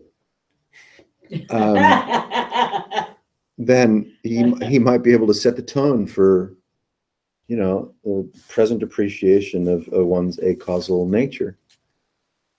But instead of, emphasizing that or soliciting or eliciting conversation and thoughtfulness of that style, it becomes another, journey through the hell of personification. You're like, why do that? Because he's having a good time. Fuck the rest of them. Maybe there's some kind of sick sitting and meditating. sick fucking thing going on Pay there. me while I sit here. Yeah, Holding your arms like this seems like hard work. that does seem like hard work. How much did they have to pay for that retreat? It was pretty cheap. I think it was $350 or something for a 4-day thing. Well, it was very reasonable. Yeah. Well, I'm not above scamming people. I don't know. Think about this. Yeah, you just sit there with your hands open. You're like, some people. yeah, and you're feeling how about what? Paid me $350. No, And then, yeah, I didn't go either. yeah. But you I mean, should come to mine when I'm ready. If Mine will be different. you leave humans, My pennies. excuse me, you leave humans to their own devices, you're just going to have a shitbox of personification. Yeah, everyone thinks that, they got a broken arm in a car accident.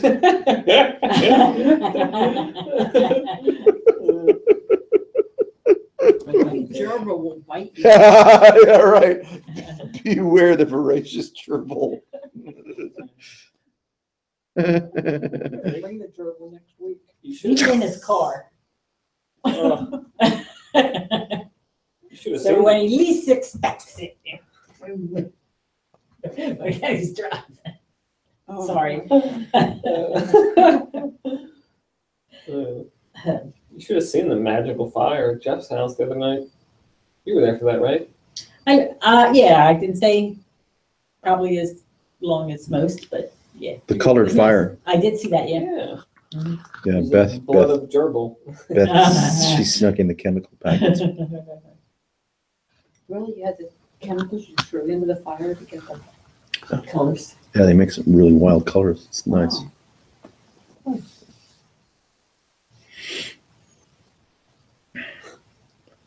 Why did you just say, I ran out of firewood, can you bring some kindling? How hard that would have been. Ran off, oh my God. Well, you could burn like, I don't know, rosemary or sage or something, offer into the fire. Who are we Yeah. talking about? Remember when they had that drum circle up Nothing. in Bethlehem? They put the Yes. flyer out. Yeah. Bring food and an offering to the fire. Okay. My mother's like, oh, I'll bring the gerbil. I'm like, what? This isn't a Satan sacrifice the animals. What the hell? Oh, that would have been so much fun to watch. You can tell how much she, If you would have, I'm running for the fire. you can tell how much she wants to get rid of the gerbil. Oh, what a gerbil. It's living a little too What long. does offering for the fire mean Well, exactly? Dan's having a bonfire tomorrow night. Bring him along. There you go. I want him to have a painless death. You didn't say you roast them alive, all right? We're not animals. Come on now. Okay. I'll bring him, take him home. Give them to her. She wants another orphan animal. She takes good care of them. Never fantasizes about roasting them. Oh,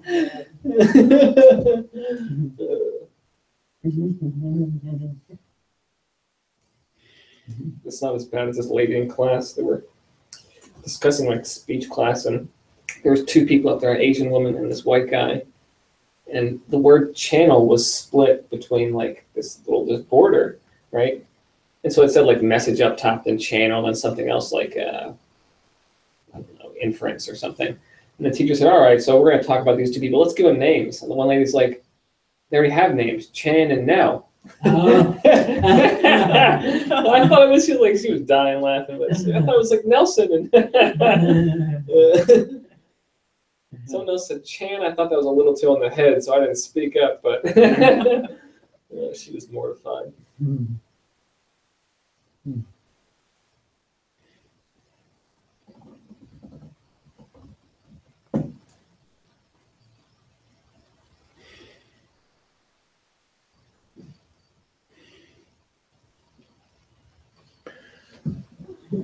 One's vitality, or the tonality of experiencing, can rest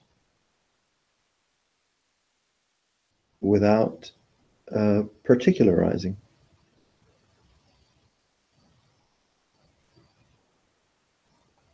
The vibratory undulation of experiencing itself takes up residence as itself. And then the nuisance of two resolves.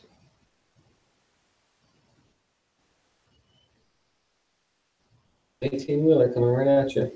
And it's hard to say whether you'd move out of the way.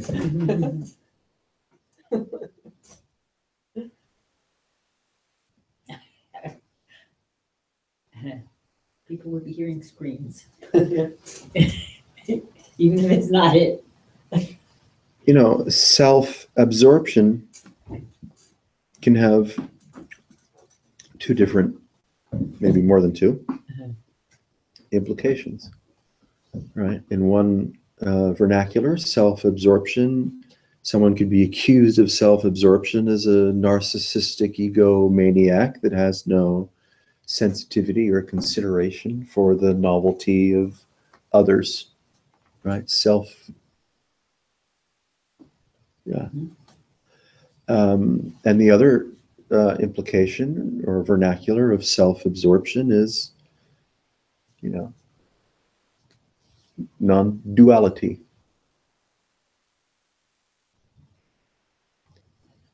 I think so. In those cases, the self refers to self. One self refers to the action figure, and one self Yeah. refers to the totality. Yes. Yeah.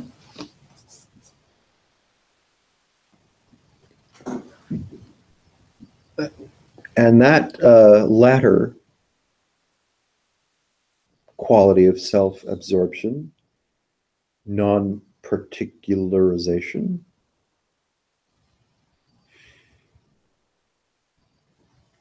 resting in the right? The evocative vibration of experiencing as streaming novelty without assertion, without narrative.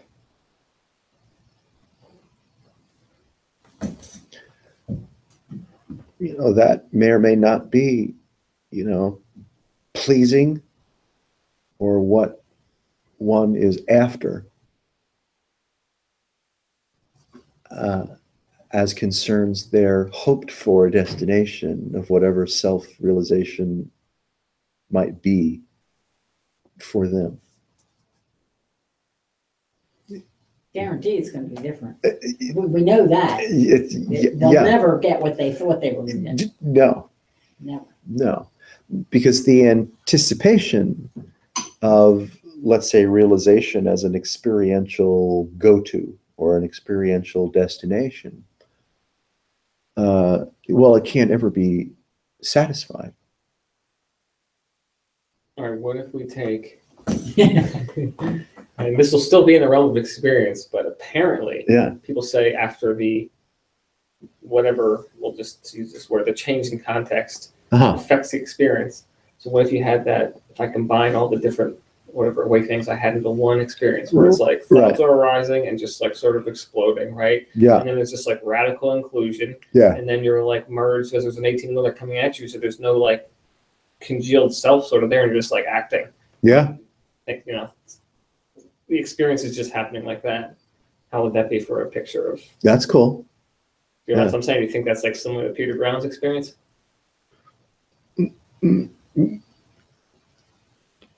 You could say yes without lying, and you could say yes and be lying. All right, well, that's the best non-answer ever. All right, Yeah. so I was like, Yeah. man, Peter Brown really likes to eat apples. I'm like, I like to eat apples too. We Uh-huh. both sort of experience the same thing when we're biting into a nice red delicious. I can feel it. Yeah. It's like, oh my God.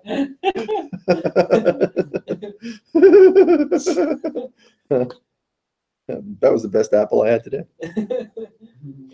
So is it closer to that or closer to, I am allergic to apples and get hives and Peter Brown just loves apples?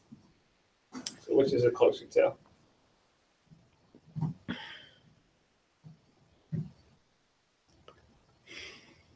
Pick one. I must be right if she's not saying it. Yeah. We got it. Bam, nailed it. That's that's the experience of the enlightened person. Who knows what enlightenment actually is? I don't know. It doesn't happen in experience with no time, whatever. It's not even that much fun. But there's whatever. Now you're getting there's some somewhere. outgassing afterwards that looks like that, and then you walk around to the airport and try to get a sandwich. Yeah. That's right. Yeah. Did somebody say sandwich? His eyes really lit up there. Really? Airport sandwich?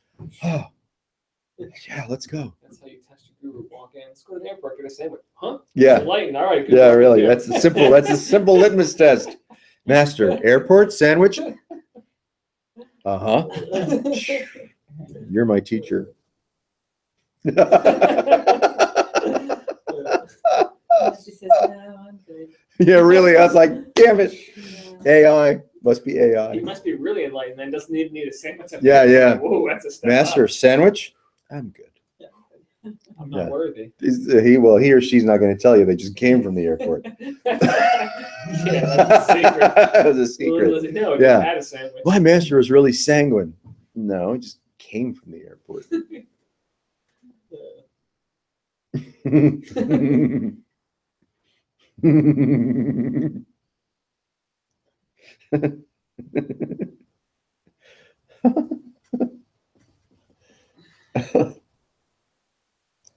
Yeah, fuck it. I mean, experiencing is like nitrous.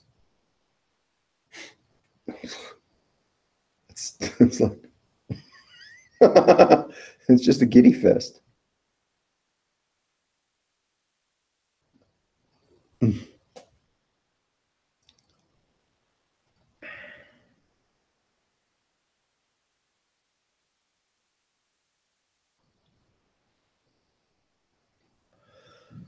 Radical inclusivity, is strange, right? It could be voluminous in terms of content, context, and volume, and right, absurdly without any of those. And it's the same radical inclusivity.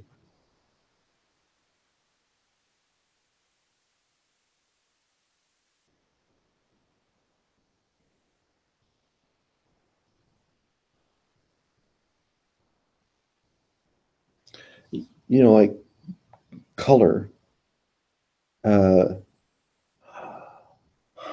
it's like food.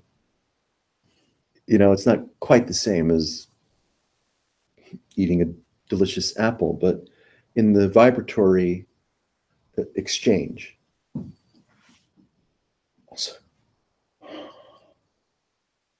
You know, one is feeding on novelty. Novelty feeding on novelty. Yeah. Maybe there is a sensation of when you look at it, that you are not separate. So I don't know where I was going. I forget now. Yeah. Where I was even going with that. Well, So that's the inclusivity. It's the, yes. Yes. Yes. It's in your world, you know. It's yourself. The intimacy with, you know, the vibration of color, whether we want to say retina, optical nerve, you know,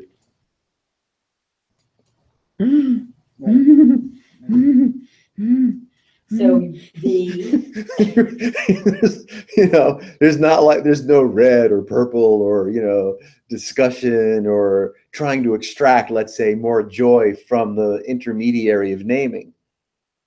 It's just joy. the observed is a part of the observer, so they're not separate. Okay. Same as a sandwich. Same as a sandwich at the airport. It's like perfect in every way. Because I mean, if I'm looking at this, then that's a part of my. Well, I don't want to use the word experience. It's a part of what. It's a part of what is. It is. And as soon as I look this way, then this is a part of what is. I don't know what that means either. No, well, a part of, Okay. you know, the implication of whatever is a part of a larger whatever. So it's included because my attention is there. It's included. Well, but there's, yes, that, and there's no attention and there's no included. You see that the. If I were to say that that's true, right now I think I'd be lying. But I also Okay. think that I know what you're saying. Yeah. So Okay. it would appear that how I would define my experience changes. Well, what you as is anyone certainly welcome to define their Yes, well, experience, Right. but you can only find the reflex of particularization in order to fulfill the urgency or the interest in defining your experience. But if this is what you see, Not if. okay, this is what you see, therefore this is what is. All right. And yet, Well, no, there was no and yet. Okay. There's never an end yet. To create and yet is, well, it's a lie. Because no matter where one's, let's say, attention turns, right? You call it the portal of the sense windows, might turn Mhm. in time space to take in new information. So then just don't say and yet. There's never and this, yet There's this. ongoingly with no boundary and arguably just for fun, no transition. Even the transition, just for fun, could be mirage-like. If it's radical inclusivity, whatever that might suggest, yeah, there's no transition. So if everything is unicity, which I'm not disputing. Okay. So radical inclusivity. Right. But it seems as though I have to hold that as, let's call it a truth. You don't. You don't. I mean, Because I'm not seeing, but if that's not, I I can can see only it from claim here. what I'm yeah, seeing. he's got it. Yeah, you can see it from I got there. it from here. I can see it. That's it exactly, Yeah. actually. Well, it's the playful That is, nature of, let's say, making claims. Right? Here we are. Here we, I, you, am, are, this, what the fuck are, is, duh. And claims? well, see, I think Ryan kind of hit it because I was claiming that these were the eyes Yeah. that were observing and I made Yeah. a boo-boo, I think. Yeah, maybe a small little boo-boo. Well, that's why we keep Band-Aids in the cupboard. Pink ones. I always flower. go there. Hey. I always do. That's Again, that's what like claiming Helen Keller. that's what claiming She's does. doing the same thing over and over. Mhm. Yeah, that's what claiming does. So what we call, ego or mind or, self, is the appearance, spontaneous appearance, and the movement, apparent, durable or durational movement of claiming, which is occurring, could we say, concomitantly with the non-dual speechlessness. If the claiming is going on, it's not at the expense of, oh my God, and oh my God is not at the expense of claiming. They're not mutually exclusive.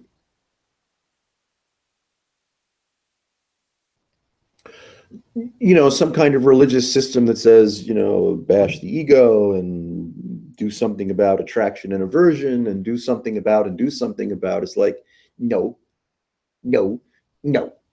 Just leave it the fuck alone. Let it be its nature. Rather than presuming that because I'm a certain way, this way or that way, or not this way or not that way, I suffer by my own hand. No, just leave it alone.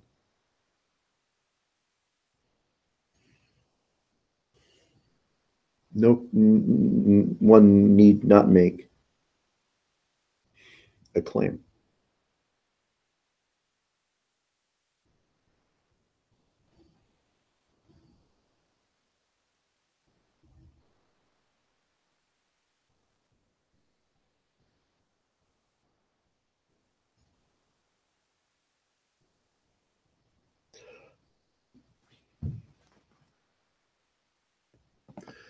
You see the energy to, let's say, claim or contrast, suggests a thing is true or more or less true than another so-called thing, which we do very well.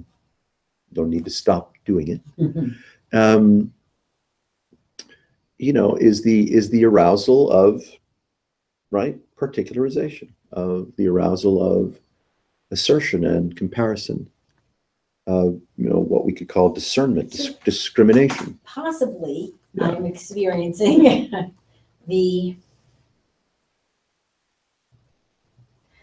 like I was trying to, like I was trying to say with the flood thing, and then you pull out this drop Yeah. and something changes. Oh, absolutely. So then that sort of was the same thing. I was pulling out this Yeah. as though it became the particular. Yes. So. Right. Yeah. And that I could suggest that it's kind of fun to see. This is a subtle transition, of course, right? The subtle transition, the dynamic interface that call it non-dual radical inclusivity transitions to right claiming. Yeah, particularization. It's amazing. And there's no delay. There's no delay, there's no prep. There's no choice in it. And it's like, this is too strange that the delight, let's say, of feeding on consciousness. I mean, the rug is kind of fun because it's got the patterns and the swirls and all this color and all kind of a, delightful chaos going on. But that same kind of delight can occur in everything, everything, right? You can't find anything in the field of experiencing that's not right, miraculous, transcendental. Yeah. And it is released at least that, call it, zone of communion, is released from claim. And then claiming can appear just whoop, with no transition, no effort, no will, no ego, no nothing, no transition. And then express as a form of, right, a gesture of claiming. And the claiming does not interfere with the revelation, and the revelation doesn't interfere with the claiming. And one is no longer partial, right? One is no longer partial to being in one nuance as contrasted with another nuance. Yeah. For what we call one's, ego self, there's a lot of preference and enjoyment and non-enjoyment and wishing I were feeling different in a better place. Someone had apologized to me. I had the courage to apologize to them, just the frenzy of, the irritability of personification. Yeah, there's just a frenzy of it. And that's just not at odds with fucking angels singing.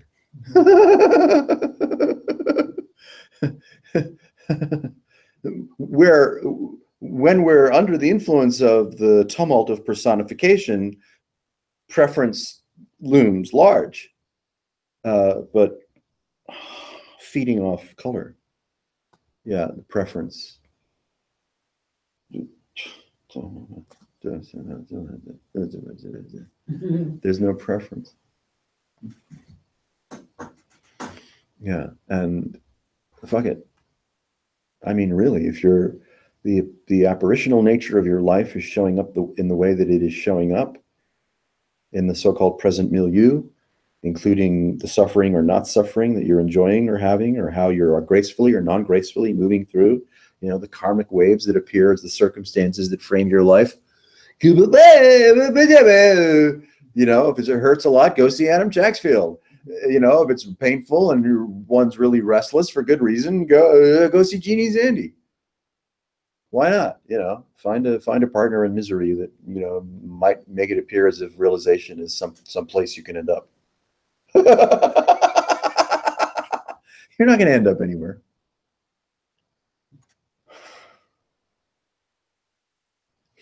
Fuck those clowns. See, this is why I asked you about the Zen Center in Philly. I wanted that Guru Jeff gossip. Oh, about that down there? Yeah, I don't know nothing about there.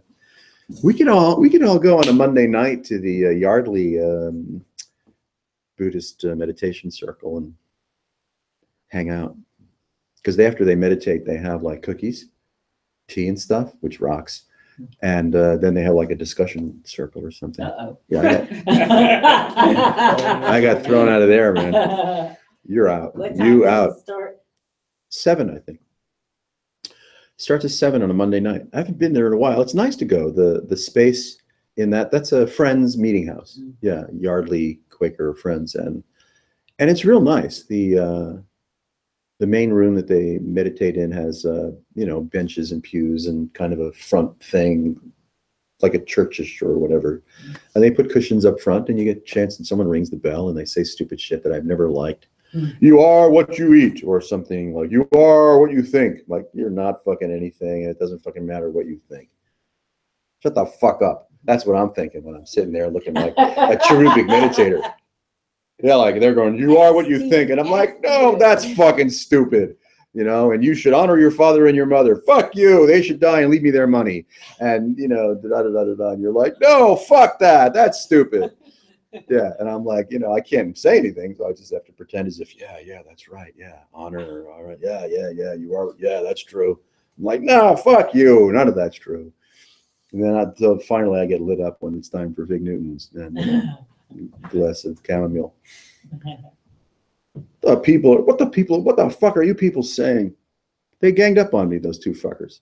They really did. They ganged up on me, those two fuckers, and took me in a private room to kind of like, they wanted to isolate me because, there was like their Sangha was unhappy with my presence. You're trying to hijack the Sangha. I really don't want your Sangha, dude. I'm just trying to see like what you're made of. How Buddhist are you? Well, we're fake Buddhists. I knew that. I think they'd be like real as shit in terms of Buddhists. I mean, that's as Buddhist as it gets, right? Yeah, I know.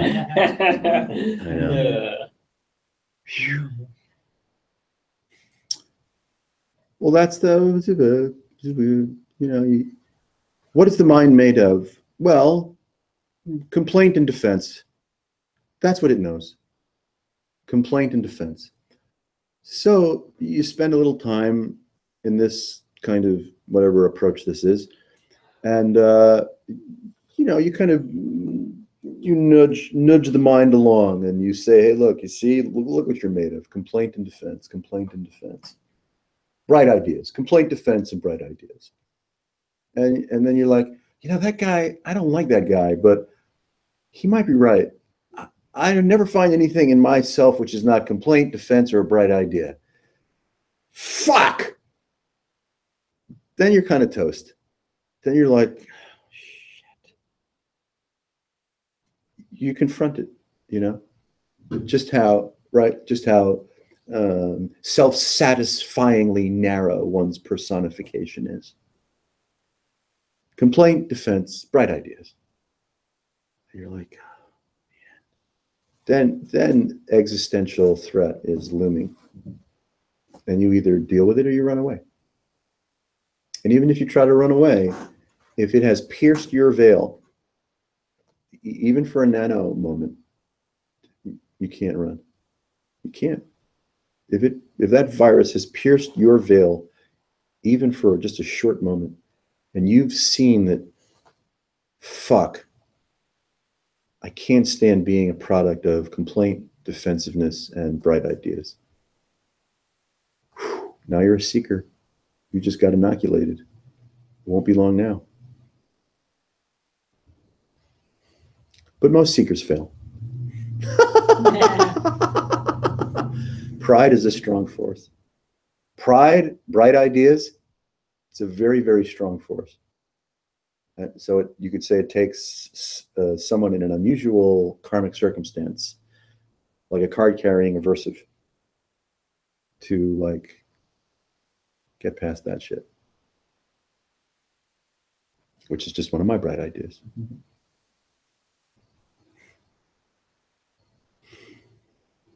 What time is it? Oh, it's late. We can go. Yeah. If you've been watching, sorry. See you around.